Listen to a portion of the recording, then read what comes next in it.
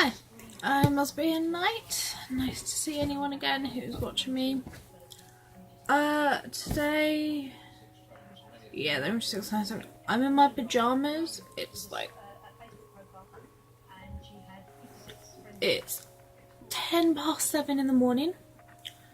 Just realised my TV was on loud. And yeah, I'm a bit out of it, but I've got the house to myself and I thought I'd make a video. But anyway, Hunger Games. It's a trilogy of books. We have the Hunger Games, first one, Catch and Fire, and then Mockingjay. I actually didn't start reading these until a couple of months ago. As I said, I was a bit worried about reading these books, but I actually really enjoyed them. They weren't quite the usual thing I would read. Generally, most of what I read has magic, fantasy, pretty much fantasy genre. This, I think, would lean more, if I had to say anything, would lean more towards sci-fi or teen romance. I do kind of admit. Maybe dystopian future. But it's quite good. What I liked about these books is, especially Mockingjay, actually, that was my favourite one of the three books, was how they talked about opposing forces. Not even just war, really, opposing forces. Pretty much the propaganda is something that I find really fascinating, because when you're talking about war in books, you don't always talk about that, or not to the extent that Hunger Games has gone into it. Oh, sorry, I thought I heard something at the door. Game of Thrones, just for instance, just because it's one I happen to be reading lately. I haven't finished them either. But it doesn't really talk about propaganda that much, I would argue, really. There's some odd instances, like when they're spreading rumours about each other, specifically about Cersei and Stannis. That's the main one that sticks out for me at this point.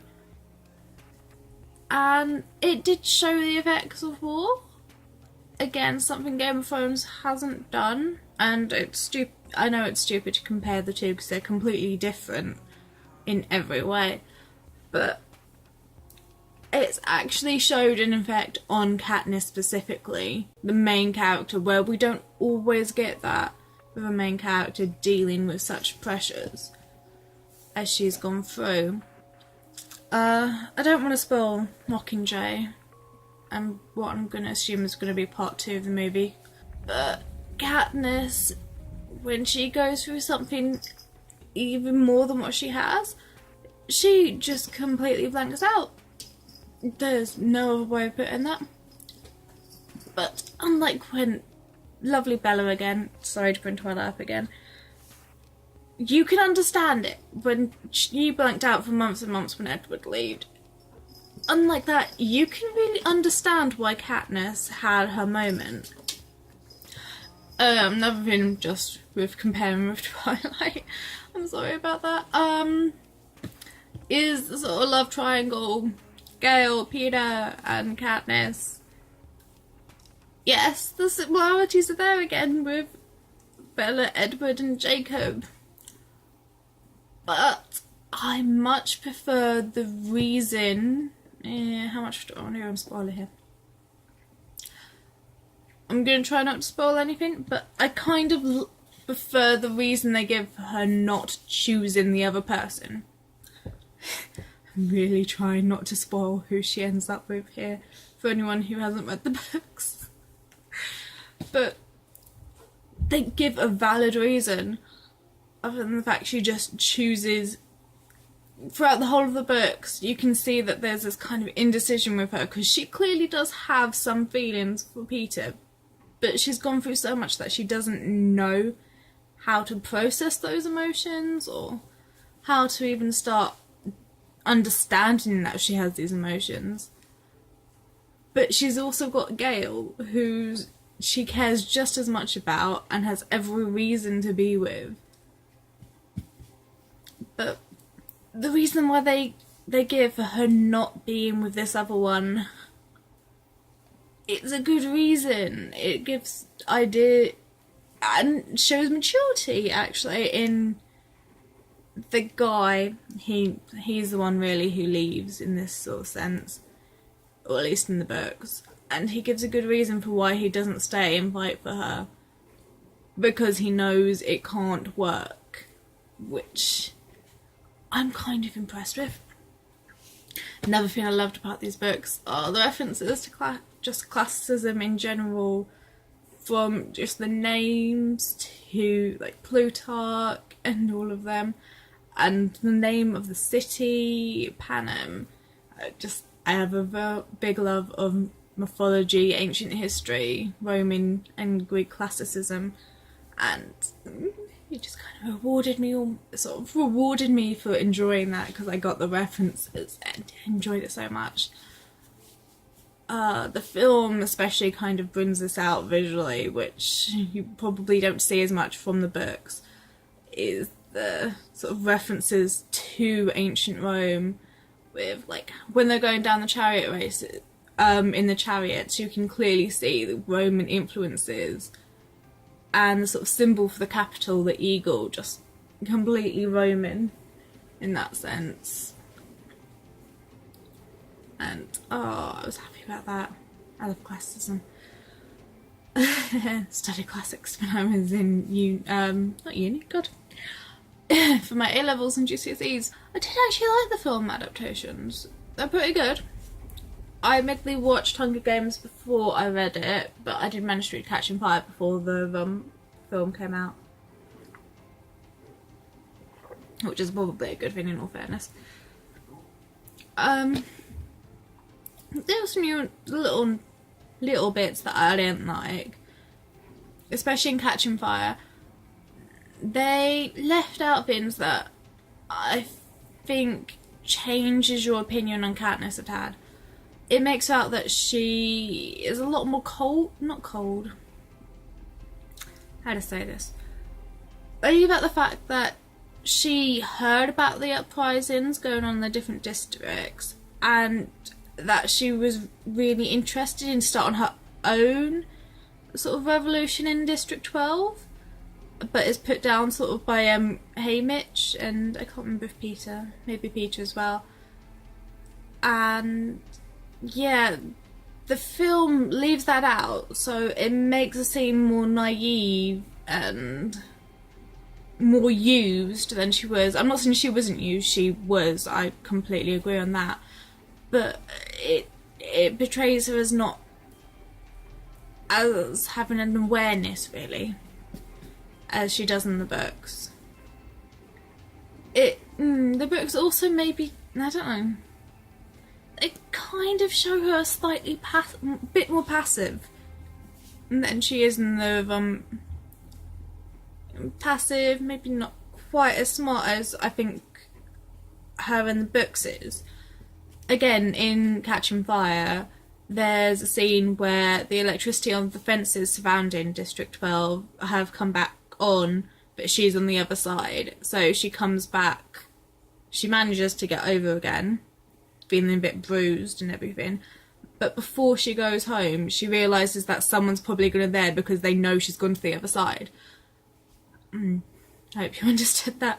Yeah, they know that she was probably outside of the fence line when it came on, and were at home waiting for her not to turn up, so that they'd have an excuse to arrest her and punish her. But before she gets home, she makes sure to go round... Oh, it's not called the Hob, is it? A sort of black market, around the shops even, and buying lots of stuff to make sure it looks like she's had an excuse for where she's been. And things like that kind of aren't shown in the books, that she does actually have a bit of a brain. And yeah, also what they leave out in that book is that some people from a different district, I can't remember what district they were from, may have even been the capital, not sure about that, she found in the woods outside, and they were on their way to 13, and that's where she found out beforehand that District 13 might not be, sorry I'm a bit tired on there, might not be have been destroyed. And yeah, it shows her not as being aware as what she really was, or as into the idea of revolution as she actually is in the books.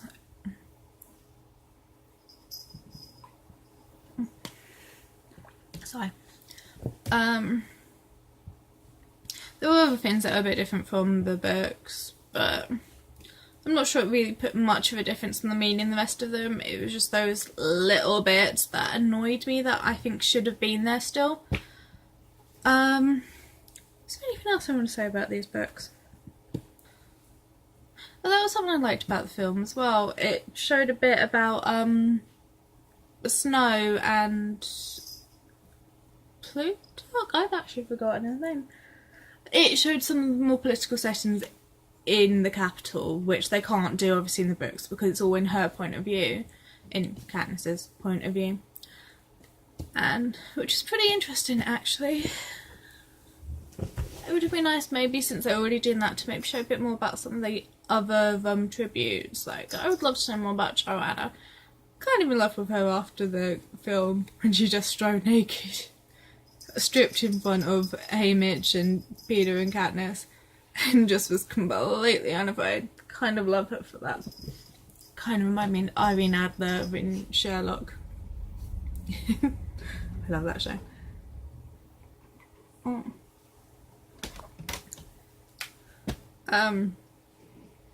Or Finnick. Finnick would definitely be an interesting one to have heard more about. Some of the things that are revealed about him, I don't know if it's in the movie or not. I will watch that soon.